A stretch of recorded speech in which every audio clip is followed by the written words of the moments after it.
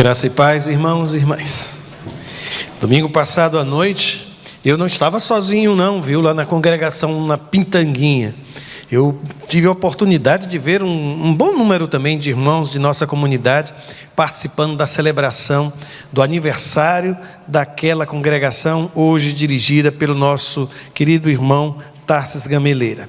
Mas nesta quarta-feira e na próxima quarta-feira, este será o tema de da mensagem, da reflexão. A Escola Paulina de Formação de Líderes. Estamos iniciando um novo ano. Novas pessoas começam a fazer parte também da liderança da igreja. E alguns que já há algum tempo estão liderando este ou aquele departamento, participando desta ou daquela comissão, ensinando na classe da Escola Bíblica Dominical. Todos nós estamos sendo convidados a este momento de reflexão em torno da liderança espiritual. Quando pensei no tema, eu comecei a pensar como abordá-lo. E a primeira alternativa que me veio à mente foi trazer algum conceito sobre liderança. E eu comecei a fazer essa pesquisa. Mas o que me impressionou foi a quantidade de definições sobre liderança. Eu até acredito que esses que se declaram coaches parecem ter multiplicado a figura do líder, sabe? O líder hoje é quase que encarado, desculpa a expressão, ela pode ser exagerada, quase como um semideus.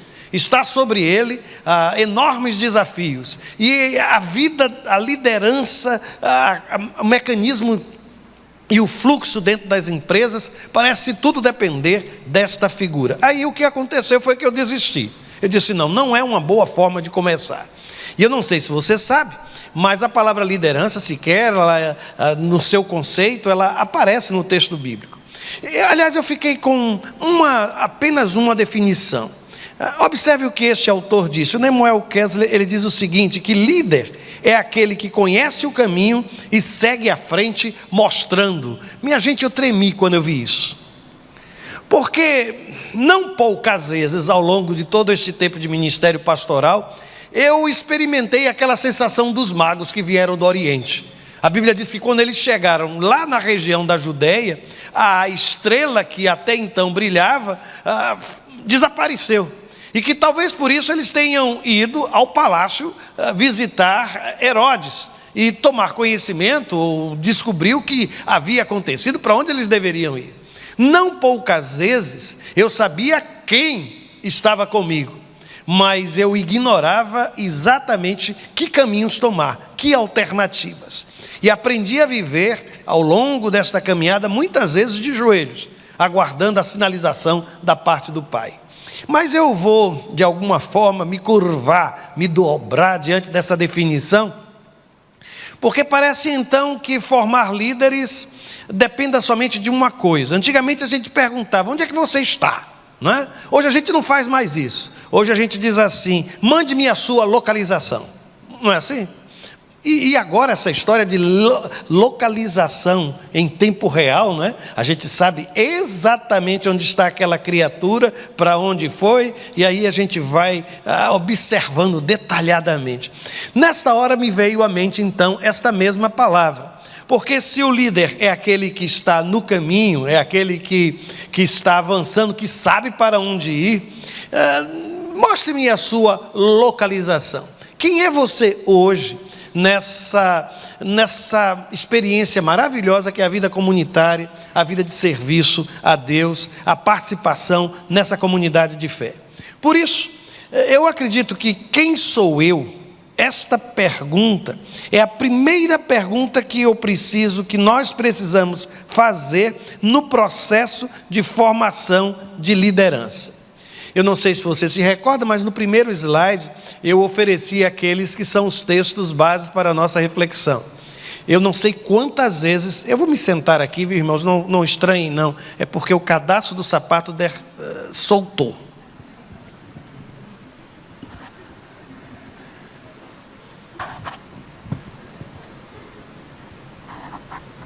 Lá.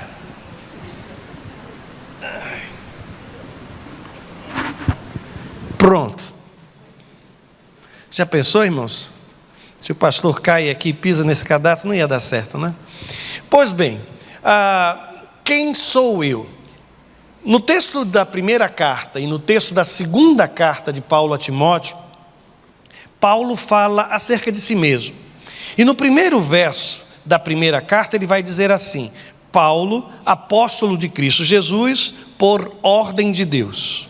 Se eu for para a segunda carta e abrir no primeiro capítulo e ler o primeiro verso, Paulo vai dizer assim: Paulo, apóstolo de Cristo Jesus, pela vontade de Deus, segundo a promessa da vida que está em Cristo Jesus. Você consegue perceber a semelhança? E que nós temos aqui dois pares de declaração. Paulo, ele se apresenta e ele diz claramente, ou se identifica dizendo o quê? Paulo, apóstolo de Cristo Jesus. Paulo, apóstolo de Cristo Jesus. Essa palavra apóstolo, o que é que ela significa? Normalmente nós resumimos e dizemos que apóstolo é aquele que foi enviado, mas literalmente seria aquele que é enviado para uma missão. Há um propósito específico neste envio. O fato curioso é que, se você observar, apóstolo é mais um conceito, é mais uma função, mas acabou se transformando em título. Então você tem o chamado grupo dos 12. E o grande questionamento é que o grupo dos 12 é formado, ou foi formado, por aqueles que foram testemunhas oculares do ministério de Jesus e que foram escolhidos por ele. Se você for procurar o nome de Paulo nos 4 evangelhos, este nome não aparece. E o fato de Paulo se apresentar como apóstolo, e isso, se as cartas escritas por eles a Timóteo foram escritas no final de sua vida, ele está de alguma forma insistindo em que eu sou um apóstolo, não é assim? De Cristo Jesus. Se você já leu a carta de Paulo, por exemplo, à comunidade de Corinto, vai ver que muitos naquela comunidade questionaram a autoridade apostólica de Paulo. E chegaram a comentar que, já que ele não fez parte do grupo dos 12, não poderia se identificar como um apóstolo. Mas eu fico impressionado, porque apesar de todo o questionamento, o apóstolo Paulo continua insistindo no título de apóstolo. Eu sou Paulo. E aí ele diz, apóstolo de Cristo Jesus. Aliás, essa mesma verdade, ela é repetida na primeira e na segunda carta. Existe uma tríade, porque ele não se identifica apenas como apóstolo. Por exemplo, no capítulo 2, verso 7 da primeira carta, ele diz assim: para isso fui designado. Notem, ele diz que ele se torna apóstolo por uma designação da parte do Senhor. E quais são os 3 títulos que ali aparecem? Diga comigo: pregador, apóstolo e mestre. Mestre é a palavra didásculo, apóstolo você já viu. Aqui, cresux é na verdade a ideia de alguém que fala. O verbo na verdade é aquele que proclama. Se você observar, só existem 2 lugares onde esses 3 termos aparecem para identificar a figura do apóstolo Paulo. Um é neste capítulo 2, versículo 7, e na segunda carta, no capítulo 1, versículo 11, onde ele vai repetir a mesma fórmula. Ele diz: deste evangelho fui constituído pregador, apóstolo e mestre. Pregador, apóstolo e mestre. É assim que ele se define. E alguém já até perguntou, por que Paulo fez questão de dizer isso a Timóteo? Já que é uma carta pessoal, não é uma carta dirigida a uma igreja. Se eu estou escrevendo a alguém tão íntimo quanto era a relação entre Paulo e Timóteo, esse tipo de apresentação seria desnecessária. Mas aí esquece um detalhe quem assim pensa. É que está escrito na primeira carta, no capítulo 1, versículo 3, que Timóteo havia ficado em Éfeso. E é possível que a carta, que na verdade é uma carta pessoal, poderia também ter sido lida para a liderança e para a igreja em Éfeso, onde Paulo estava encontrando muita oposição. Então, é possível que essa identificação da parte de Paulo faça parte desta preocupação. Aliás, eu não sei se você já percebeu, mas na minha vida pessoal, se tem uma coisa que eu tenho abraçado, especialmente nos momentos mais difíceis de minha caminhada como pastor, é aquilo que eu chamo de certeza do chamado. A convicção, sabe essa expressão que ele usou? Fui designado, fui constituído, apóstolo pela vontade de Deus, apóstolo pelo mandado do Senhor. A certeza do chamado é o que nos permite vencer, primeiro, o desânimo, Segundo, resistir às pressões. Terceiro, sobreviver em meio às crises do ministério.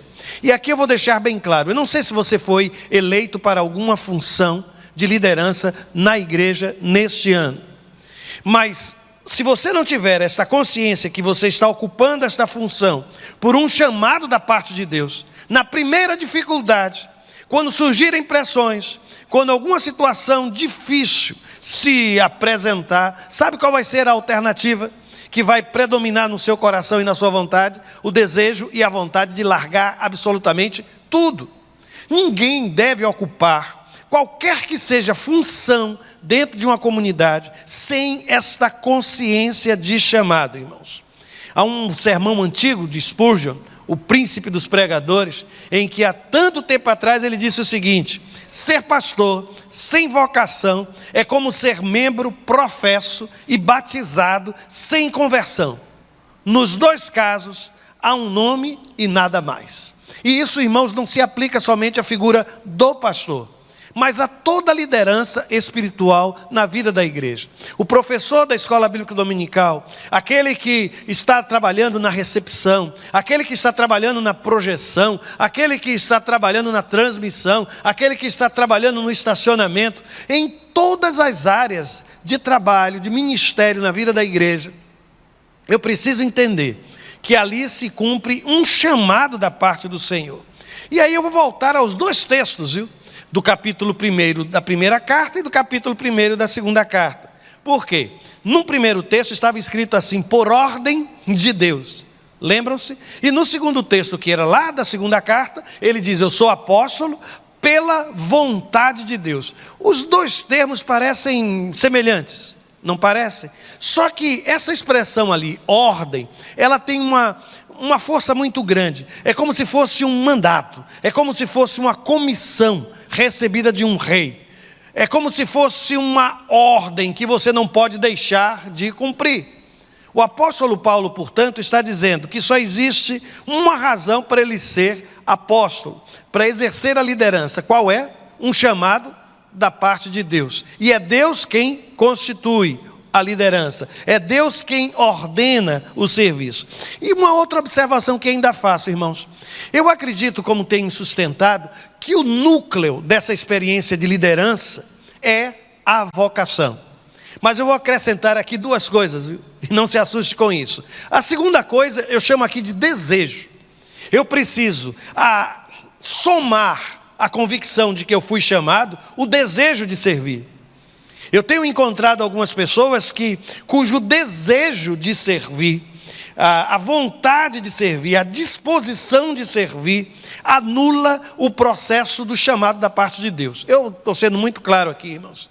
Sabem por quê? Porque aquela história do profeta Jonas, ela se repete. Aquele homem, ele tem um chamado, mas ele não tem o quê? O desejo de servir. E vou além.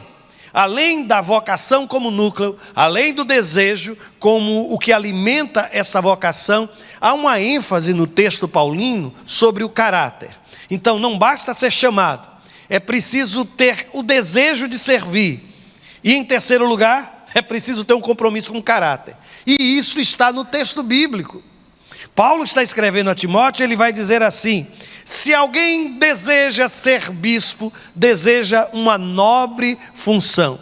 Ele está dizendo, portanto, que o desejo, que o anelo, e essa expressão desejar, irmãos, é esticar o braço, sabe? É querer alcançar. Sabe aquela vontade de... Isso só me lembra, às vezes, que mamãe fazia aniversário lá em casa. E eu não sei se você é desse tempo, onde as bandejas eram colocadas nos lugares mais altos da casa. Os brigadeiros, os doces, os enroladinhos, sabe? Tudo era colocado lá em cima. E a gente, como criança, sabe qual era o desejo? Havia um desejo enorme, sabe, irmãos? De esticar o braço, de alcançar aquilo que parecia ser inalcançável. É por isso que eu volto a insistir: vocação atrelada ao desejo. E o curioso, que é o desejo de ser bispo. E bispo aqui é administrador, viu? É supervisor. E o curioso, é possível que, Se esta carta foi escrita a Timóteo no tempo em que ele estava em Éfeso, é possível que o apóstolo Paulo estivesse falando da dificuldade de algumas pessoas de não enxergar a supervisão, a administração, o episcopado como uma função de excelência. Porque no texto de 1 Coríntios 12, 28, o episcopado, a administração vem lá embaixo. Aí o apóstolo Paulo está dizendo que não, que toda e qualquer função do reino, quem deseja, você deseja servir a Deus? Deixa eu lhe perguntar de novo, você deseja verdadeiramente servir ao Senhor? Então entenda que esse desejo ele é nobre diante de Deus. A palavra nobre ali é a palavra kalos, que quer dizer sem defeito, gente. É uma coisa maravilhosa, é como se ele dissesse assim: esse é um desejo puro, o desejo de servir a Deus. Por isso eu volto a insistir, vocação, desejo, mas a última coisa que eu mencionei qual foi? Lembra? Caráter. Por quê? No mesmo texto, 1 Timóteo capítulo 3, ele vai seguir e vai dizer assim no versículo 2: é necessário, pois, que o bispo seja irrepreensível. O que ele está dizendo? Que não basta ter um chamado, que não basta ter um desejo de servir. É preciso o quê para se tornar liderança no meio do povo de Deus? Um compromisso com o quê? Com a santidade, irmãos. É como se ele dissesse: olha, quer servir a Deus, tem esse desejo, Deus tem lhe dado essa vocação. Então a primeira coisa que você tem que se preocupar não é o que você vai fazer, mas quem é você. Não é o que eu vou, qual é a minha função, como é que se faz isso? É quem eu sou no exercício desta função. E eu só coloquei aqui o irrepreensível, porque se você quiser depois pode ler uma série de recomendações, mas só o irrepreensível aqui já elimina tanta coisa, né, irmãos? Já elimina tanta coisa. Por isso eu ainda insisto, sabe, irmãos? A sua vida não pode ser definida, primeiro, a partir daquilo que os outros dizem. O que foi que o apóstolo Paulo nos ensinou? Estão dizendo que eu não sou apóstolo. Na igreja de Corinto tem gente se levantando e dizendo que eu não fiz parte dos 12. Mas não é a igreja de Corinto, não é essa oposição ao meu ministério que vai definir quem eu sou. Quem é que definiu quem era o apóstolo Paulo? O próprio Deus. Por isso tenha convicções. Liderança espiritual, ela nasce a partir de convicções. Daquilo que os outros dizem, não, mas daquilo que Deus diz acerca de mim, acerca de você. Vou mais longe, Paulo não foi somente criticado por se identificar como apóstolo. A mesma igreja de Corinto teve gente que se levantou para dizer que ele não era um bom pregador. Que apóstolo pregava muito melhor, mas Apolo pregava muito melhor do que ele. Mas aí eu volto, lembra como foi que ele se identificou? Eu sou apóstolo, eu sou pregador e eu sou mestre. Eu tenho plena consciência de quem eu sou no exercício do meu ministério. E vou mais, sabe, irmãos? Também você não pode permitir que a sua vida enquanto líder seja definida a partir do seu desempenho. Paulo acabara de ouvir, não foi? Você não é um bom pregador, você escreve bem. As suas cartas são fortes, mas a sua presença é uma presença fraca, não tem carisma, sabe? Não tem discurso como tem Apolo. E vou mais longe. E aqui eu acho que na vida do apóstolo Paulo talvez seja a marca mais preciosa. Ele não permite que a vida dele, enquanto líder espiritual do povo de Deus, seja definida a partir também do seu passado. E no caso, irmãos, eu vou ler um texto que eu acho que ele é extremamente precioso. Eu tenho me debruçado sobre ele desde a última segunda-feira. No capítulo 1 de Timóteo, da primeira carta, dos versos de 12 a 16. Ele diz o seguinte, observem, a partir do versículo 12. Eu dou graças a Cristo Jesus, nosso Senhor, que me deu forças e me considerou fiel, designando-me para o ministério. Preste bem atenção. A mim que, anteriormente, fui blasfemo, perseguidor e insolente. Aí ele diz, mas alcancei misericórdia, porque eu fiz por ignorância e na minha incredulidade. Contudo, a graça de nosso Senhor transbordou sobre mim, juntamente com a fé e o amor que estão em Cristo Jesus. esta afirmação é fiel e digna de toda aceitação. Cristo Jesus veio ao mundo para salvar os pecadores, das quais eu sou o pior. Mas por isso mesmo alcancei misericórdia, para que em mim, o pior dos pecadores, Cristo Jesus demonstrasse toda a grandeza da sua paciência, usando-me como um exemplo para aqueles que nele haveriam de crer para a vida eterna. Eu fiz um esquema simples, sabe, irmãos? Imaginem a figura do apóstolo Paulo. O que ele diz? Que anteriormente, antes de conhecer a Jesus, antes da experiência do caminho de Damasco, ele diz: eu era três coisas caracterizavam a minha vida. Primeiro, a blasfêmia. Eu era um blasfemo, e eu não sei se você sabe, mas a blasfêmia, dentro da cultura judaica, era considerado o pior dos pecados. Como alguém poderia blasfemar contra Deus? Mas ele disse: eu blasfemei contra Deus. E ele diz: além disso, eu era perseguidor. A quem ele perseguia? Ele perseguia a igreja. Depois ele disse: eu era insolente. Sabe a palavra insolente? A ideia de alguém altivo, orgulhoso. Paulo está dizendo: eu era extremamente insolente. Só que ele diz: isso foi o que eu fui, mas isso hoje não determina quem eu sou. Eu não sei como foi sua vida antes de conhecer Jesus. Eu não sei, mas eu quero lhe dizer que hoje a sua vida não pode ser determinada em função disso. Porque uma nova experiência começa. Aí o apóstolo fala da misericórdia que é derramada sobre ele, sabe, de uma forma abundante. Depois ele diz que ele é alvo dessa misericórdia. Eu costumo dizer que misericórdia é o amor em ação. É quando o sentimento de amor, quando a decisão de amar se transforma em atitude. É quando eu sou tratado não como eu mereço ser tratado. Porque o que é que a gente faz com quem cometeu blasfêmia? A gente apedreja. O que é que a gente faz com gente que persegue, com os meus inimigos? Eu vou devolver. O que é que eu faço com aquele que é insolente? Aí a Bíblia diz que o jeito de Deus tratar uma criatura como aquela foi derramando misericórdia abundantemente sobre ele. Depois, 2 elementos, viu, gente? Eu até coloquei na ordem inversa, mas o primeiro é paciência e o segundo é graça. Paulo disse: olha, isso é graça de Deus sobre a minha vida e a paciência que Deus tem tido comigo. Posso lhe dizer uma coisa? Deus tem sido muito paciente conosco, viu? Porque transformar um homem insolente, perseguidor, em um líder espiritual do povo de Deus, só Deus na sua misericórdia, só Deus na sua paciência, só Deus com a sua graça. É por isso que sempre que ele fala, eu fui constituído, é uma experiência de transformação. E a partir daqui, esse novo homem, como é que ele vai dizer? Ele vai dizer: Deus me deu forças, porque eu era fraco. E aqui eu começo a entender por que foi que o apóstolo Paulo um dia afirmou que o poder de Deus se aperfeiçoa onde, irmãos? Na minha fraqueza. Eu era fraco, apesar de insolente, eu era fraco. Talvez até a minha arrogância tenha sido um mecanismo de defesa para me proteger, porque lá dentro eu sabia o quão fraco era. Depois ele vai dizer: ele me considerou fiel. E ainda acrescenta: sabe por que Paulo acreditava que Deus fez dele?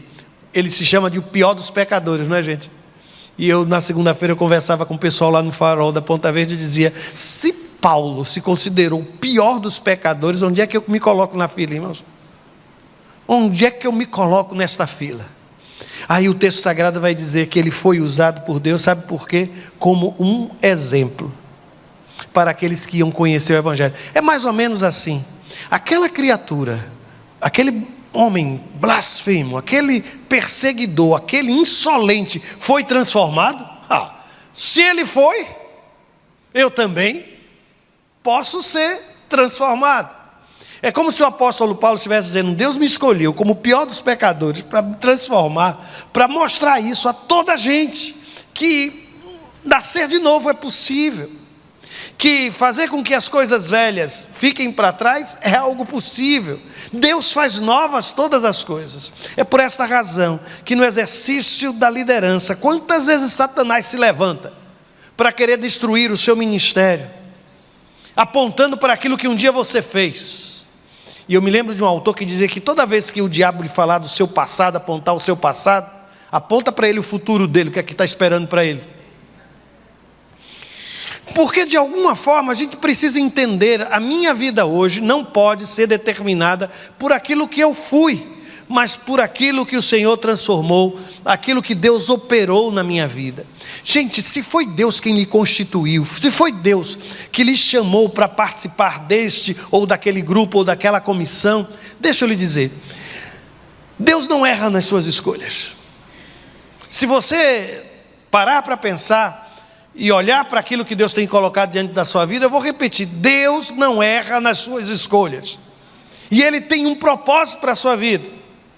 E esse propósito, ele é traduzido pela graça e pela misericórdia do Senhor. Neste ano de 2025, nós finalmente vamos levar avante, e eu acredito que até o final do ano isso terá passado, nós novamente vamos nos debruçar sobre o corpo diaconal de nossa igreja. E nós precisamos estar atentos, irmãos, àquilo que é a necessidade do reino. E uma coisa que eu acho forte nessa experiência do apóstolo Paulo, é que ele diz o seguinte, ele não disse que tudo que aconteceu na vida dele foi para que se tornasse um exemplo? Você gosta dessa palavra exemplo? Quando alguém lhe diz, quando você como líder, você deve ser um exemplo. Sei que está todo mundo apontando para mim nessa hora, né? Porque pastores têm que ser exemplares. Mas quem foi que lhe disse que um membro da igreja também não precisa ser exemplo? Eu vou lhes dizer o que é que o apóstolo Paulo fala ao jovem pastor Timóteo na segunda carta, capítulo 1, verso 3. Ele diz assim: retenha com fé e amor em Cristo Jesus o modelo da sã doutrina que você ouviu de mim. Tudo bem, ouvir quer dizer discurso. E eu me recordo de Jesus falando dos fariseus: olha, façam tudo o que eles disserem, mas não copiem a forma como eles vivem, porque eles falam, mas não praticam aquilo que ensinam. Aí alguém vai dizer: mas ser modelo das palavras não é tão difícil, pastor. Mas calma, o apóstolo Paulo ele vai continuar falando sobre essa coisa do exemplo. E aí na segunda carta, no capítulo 3, verso 10, ele olha para Timóteo, com quem ele convivia intensamente, porque a escola de formação de liderança, no modelo do apóstolo Paulo, passava pela convivência. Eles viajavam juntos, eles trabalhavam juntos, eles anos inteiros de caminhada. Eu me lembro de, no curso de filosofia, ter aprendido da chamada escola peripatética dos filósofos, que era uma escola em que os filósofos ensinavam enquanto caminhavam, sabe? Não tinha um local onde as pessoas paravam para aprender. Sabe aquela coisa de Jesus, vinde após mim? Sabe essa coisa da dinâmica da vida? Você aprende muito mais. Eu vou dizer-lhes uma coisa, teve alguém que deixou marcas profundas na minha vida.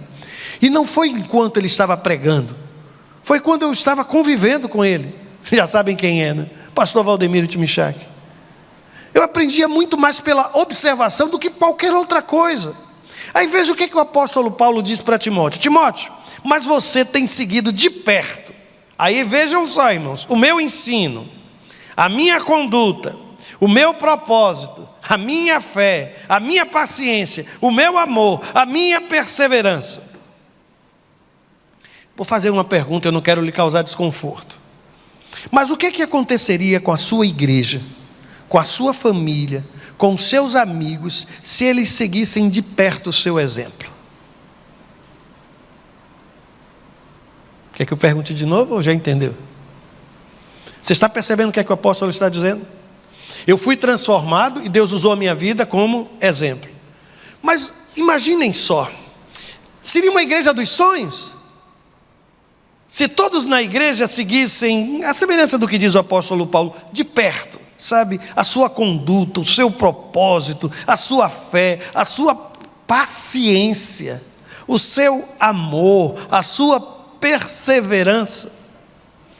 Eu não sei, sabe, se você já percebeu, mas se você é pai e mãe, mesmo que você não queira, seus filhos estão aprendendo o que é paciência, o que é amor, o que é isto, o que é aquilo, observando o seu comportamento. Observação. Às vezes a gente se surpreende, porque quem foi que ensinou isso a esse menino? Foi você. Quem foi que ensinou isso a essa menina? Meu Deus, de onde tirou? Foi você. Fomos nós. É por isso que o apóstolo Paulo está dizendo que ser exemplo, porque nessa hora a gente sempre se esconde, né? A gente diz assim, olha, mas não olhe para mim, porque eu sou humano. A Bíblia diz lá em Hebreus que você tem que manter os olhos fixos em quem? Em Jesus. Mas eu vou lhe dizer, nas cartas pastorais e em todo o resto da palavra, sabe onde é que as pessoas querem ver Jesus, irmãos? Onde é? Para que vejam as vossas boas obras e glorifiquem a quem? Sabe qual é a Bíblia que essa gente lá fora está lendo? Não é essa que você está carregando debaixo do braço, não. A Bíblia que as pessoas estão lendo é a sua própria vida. A pior coisa que pode acontecer é eu abrir a Bíblia e ler sobre paciência e convidar as pessoas à minha volta ao exercício da paciência e as pessoas olharem para mim e... Paciência? Você vai me ensinar o que é que significa paciência? Eu convivo com você de perto, Paulo. Nós já viajamos juntos. Nós já pegamos essa estrada juntos e as coisas foram acontecendo. Você consegue imaginar o peso da influência da liderança espiritual na vida do povo de Deus? Por isso eu quero lhe dizer, eu sei que a gente recorre a Jesus e graças a Deus por isso. Mas nós precisamos entender que essa expressão usada pelo apóstolo Paulo, ela é tão significativa. E aqui deixa eu mostrar-lhes uma coisa. O apóstolo Paulo diz que ele, na vida de Timóteo, era como um exemplo, correto até aqui? Mas só que ele escreve a carta a Timóteo e ele vai dizer assim no capítulo 4, verso 12 da primeira carta: ninguém o despreze pelo fato de você ser jovem, mas seja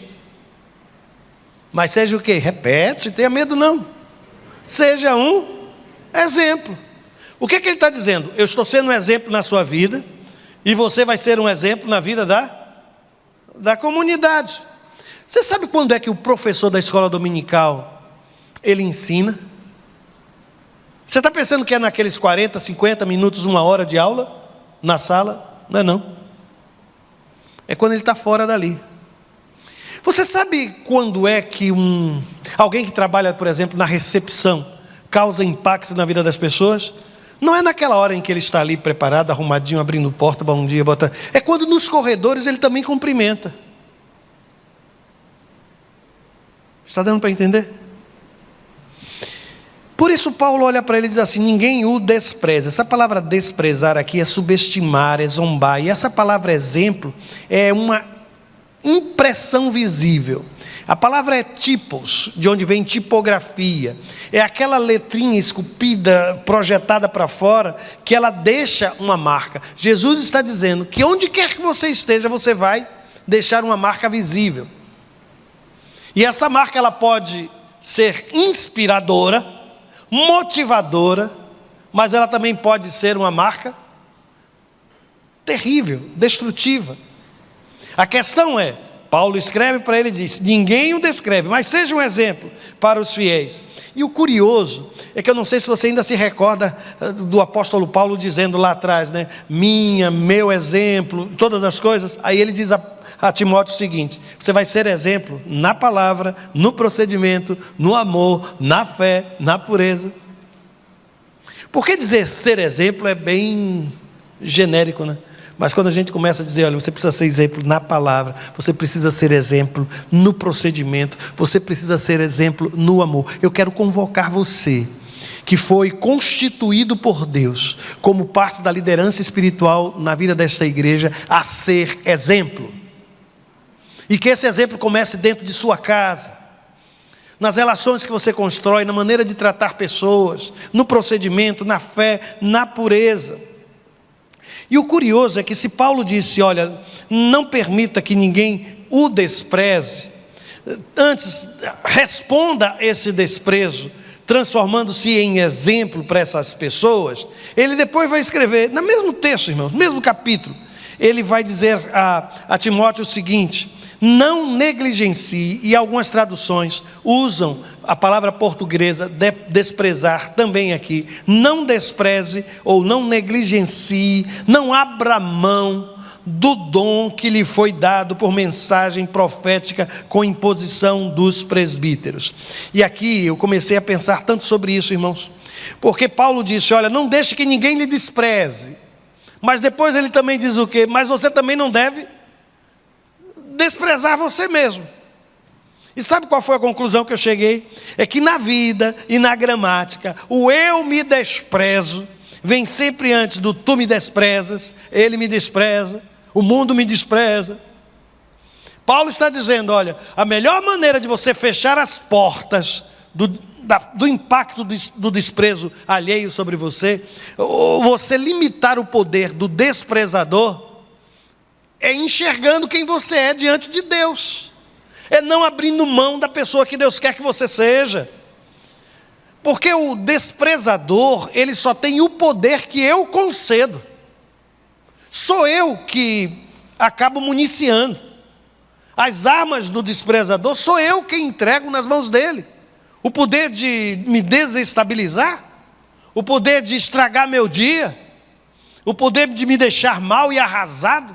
E se você quer servir a Deus, eu quero só lhe dizer, Paulo está escrevendo a carta a um jovem pastor e dizendo que dentro da igreja tem gente capaz disso, de desprezar seus líderes, de causar desânimo no coração dos seus líderes, de ser desmotivador, de ver uma pessoa chegando para a comunidade e ao invés de abraçar, acolher, afastar, intimidar. Mesmo dentro de igreja, irmãos, isso pode acontecer. E aí o texto sagrado vai continuar me desafiando. E sabe o que é que eu fiz? Eu coloquei uma espécie assim de eu não sei, sabe? Eu comecei a pensar na diferença. Sabe, tem uma pergunta que às vezes a gente faz. Você tem algum cargo na igreja? Não é assim, né, que a gente diz? Que história é essa de cargo na igreja, irmãos? Isso aqui virou o quê? Cargo na igreja. Existe uma mentalidade de cargo e existe uma mentalidade de liderança, de serviço, de ministério. Quer ver só?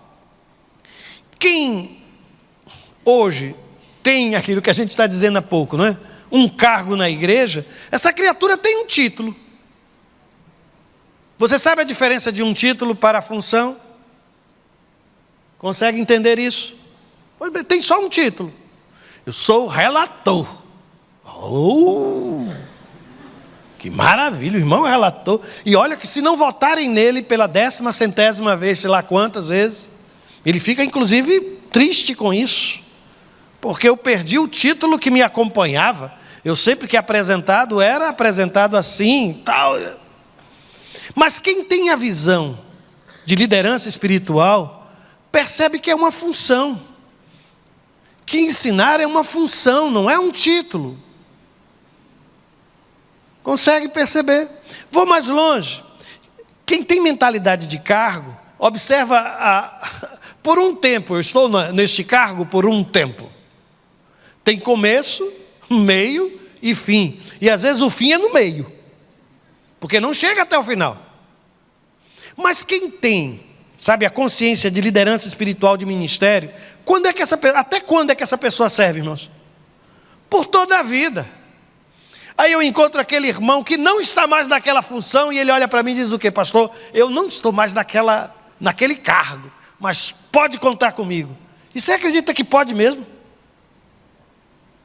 Eu não preciso, diz essa pessoa, eu não preciso nem ter meu nome ali, pastor.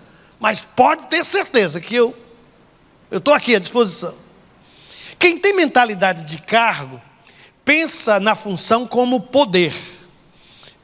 Tem que falar comigo primeiro, viu? Tem que falar, aqui quem manda sou eu. Eu não vou nem contar a história, eu acho que eu já até contei essa história aqui, que não vou precisar contar de novo não. De alguém que trabalhava na tesouraria lá na igreja em Recife, não foi no meu tempo de ministério, mas a pessoa dizia assim, olha, o pastor manda lá no púlpito, aqui na tesouraria quem manda sou eu. É, irmão. Eu não vou contar o resto da história, porque eu já contei isso aqui. Não vou contar não. Mas quem pensa em liderança como ministério, não está interessado no poder, mas está interessado em quê, irmãos? No servir. A mentalidade é outra. Eu fui mais longe, eu continuei pensando nisso. E vejam só, quem está num cargo, eu fui eleito para aquela função. Você acredita que, não, aqui não acontece não, mas eu já vi gente fazendo campanha para ser eleito em igreja, irmãos.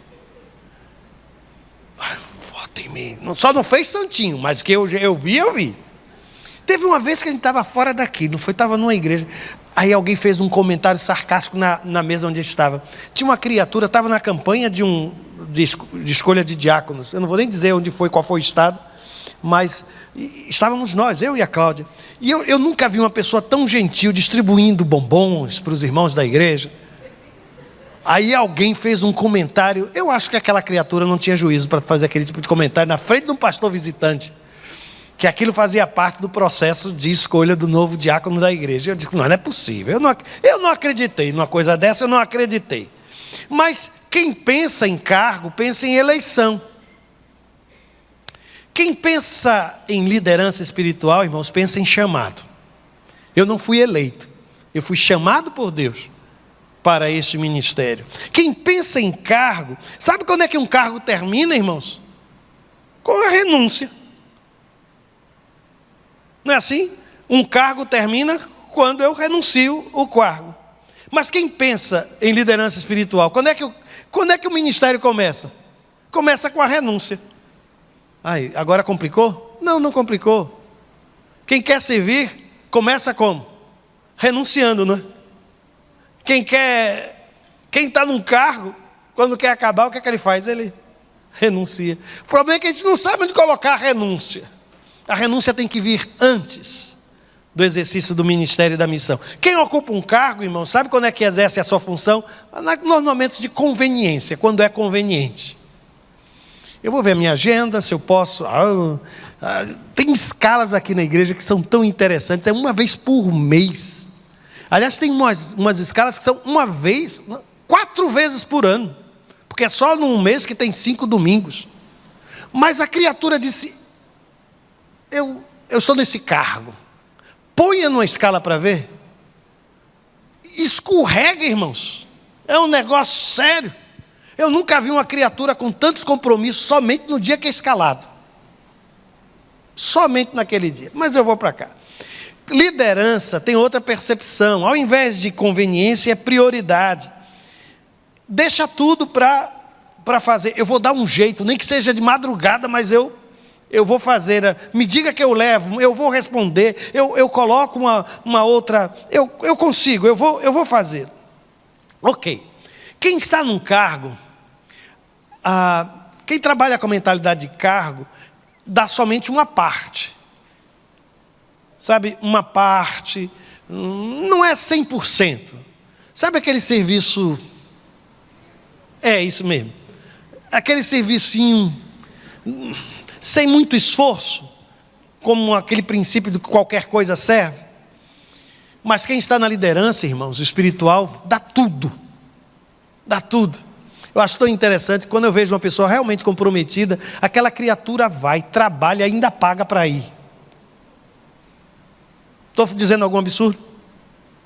Tira do bolso. Mas quem está num cargo diz assim, mas olha, eu estou trabalhando tanto, não é razoável que eu tenha aqui pagar também a minha inscrição, né? Aí de repente tem, sei lá quantos, tudo trabalhando, mas na expectativa, não diga isso não, pastor, isso não é verdade. Cargo, eu dei meu nome para o cargo. Se a minha mentalidade é liderança, ele chamou meu nome.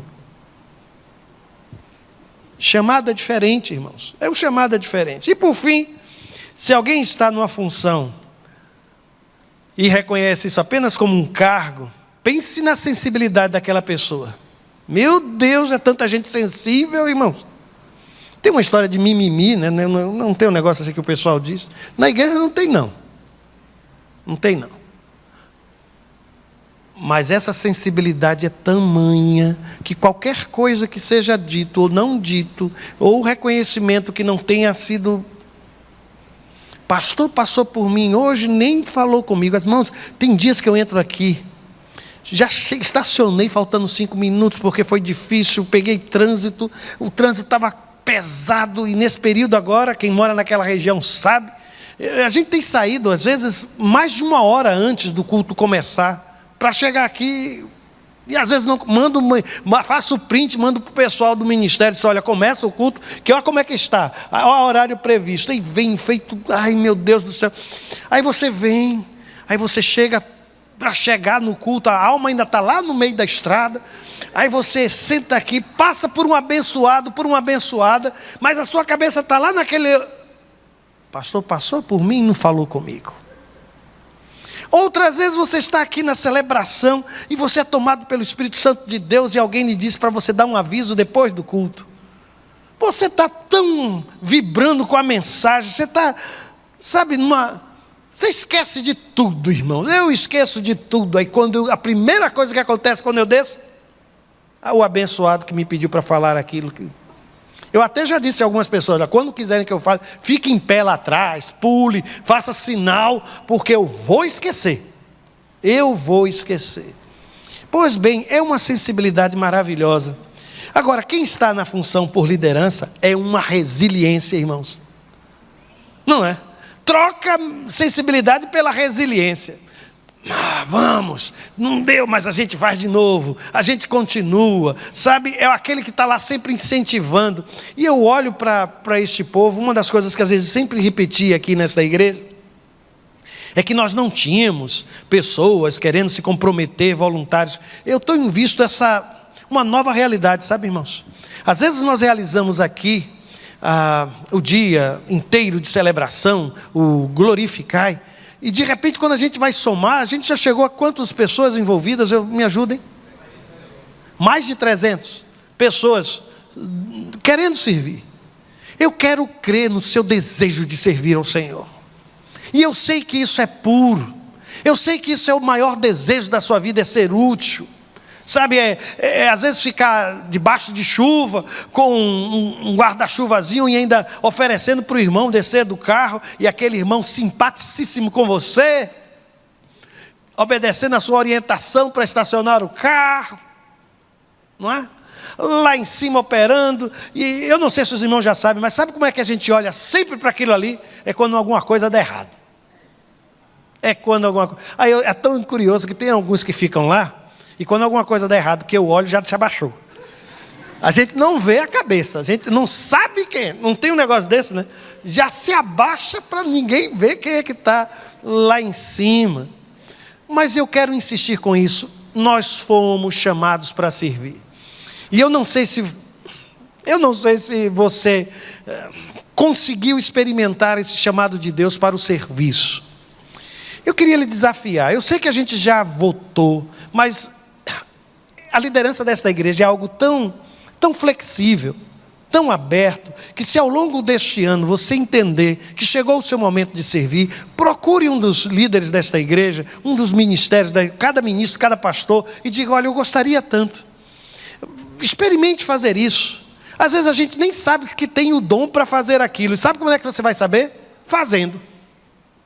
Eu já vi tanta gente descobrindo dons em viagem missionária, não apareceu quem ia ensinar para criança, não apareceu quem ia tocar, não apareceu quem ia cantar, aí alguém olhou, você pode? A criatura disse, posso. E voltou de lá, descobrindo e se vendo naquele ministério, e aquilo mudou radicalmente a sua vida. Não viva mais um ano sem servir a este Deus que lhe tem abençoado tanto. Procure espaços onde você possa ser útil. Teve um pastor que, a certa vez, está fazendo um sermão, ele fez a seguinte pergunta. Ele perguntou se você deixasse hoje de ir à igreja, o quanto isso atrapalharia o ministério de sua comunidade. Vou olhar para os irmãos, só estou contando a história, não sou eu que estou dizendo, não. O quanto isso atrapalharia? Quantas pessoas seriam convocadas? Olha, você pode vir para fazer isso, porque... Quantas? Qual era o tamanho do buraco da sua ausência? Se for o tamanho somente do assento do banco da igreja, eu quero lhe dizer, e eu falo aqui com o coração de pastor, viu? Deus tem muito mais para você. Deus tem muito mais para você. Eu quero que você saia daqui incentivada a dobrar o seu joelho e perguntar ao Senhor: Senhor, onde tu queres que eu te sirva? E abra seu coração. Pode ser em áreas que você nem pensava, que você nem imaginava. E eu quero lhe dizer que onde quer que você esteja, seja entregando um papel, seja no estacionamento, seja no berçário, no culto infantil, seja onde for, Deus será louvado a partir do seu serviço. Do púlpito à recepção, às classes de escola dominical, aqueles que cantam, aqueles que tocam, tudo que é feito para o nosso Deus, irmãos, precisa ser feito com o melhor, ou da melhor forma, ou o melhor que nós temos e somos. E não há absolutamente ninguém que Deus queira ver excluído disso. Chamado, desejo e caráter. Esses são os 3 pilares: chamado, desejo e caráter. Muito bem, irmãos, próxima quarta-feira a gente continua essa conversa, tá bem? E aqui eu quero dizer aos irmãos, você que trabalha em uma comissão, a liderança, sugira às pessoas do seu grupo, disse: olha, escutem a mensagem da quarta-feira que o pastor pregou. Ele pediu que todos os líderes da igreja escutem, reflitam sobre isso, pensem sobre isso e multipliquem depois em conversas sobre aquilo que foi dito. Eu quero agora só orar por gente que está desejosa de servir a Deus. Se você tem esse desejo, é por você que eu quero orar neste momento. E sabe o que é que eu vou pedir a Deus? Que isso seja prioridade na sua vida. Sabe o que é que eu vou pedir a Deus? Que tudo que atrapalha esse seu desejo de servir, os obstáculos sejam removidos. Vamos orar por isso? Senhor, nós oramos nesse instante, primeiro para te agradecer pelo privilégio que é te servir. Ó Deus, o nosso coração há sim um enorme sentimento de prazer em te servir e servir o nosso irmão. Nós suplicamos que todos aqueles que estão envolvidos com a liderança espiritual da tua igreja sejam renovados em seu entendimento, em sua fé, e que todos nós possamos ter a perfeita noção daquilo que tu esperas de cada um de nós. Remove obstáculos, Senhor, dá-nos a percepção da tua vontade, mostra-nos novos caminhos, alternativas para o teu serviço. Nós estamos aqui humildemente nos colocando, Senhor, e pedindo que tudo que vier a ser feito pelas nossas mãos represente o melhor mesmo de nossas vidas, Pai. É assim que nós oramos, no nome de Jesus. Amém e amém.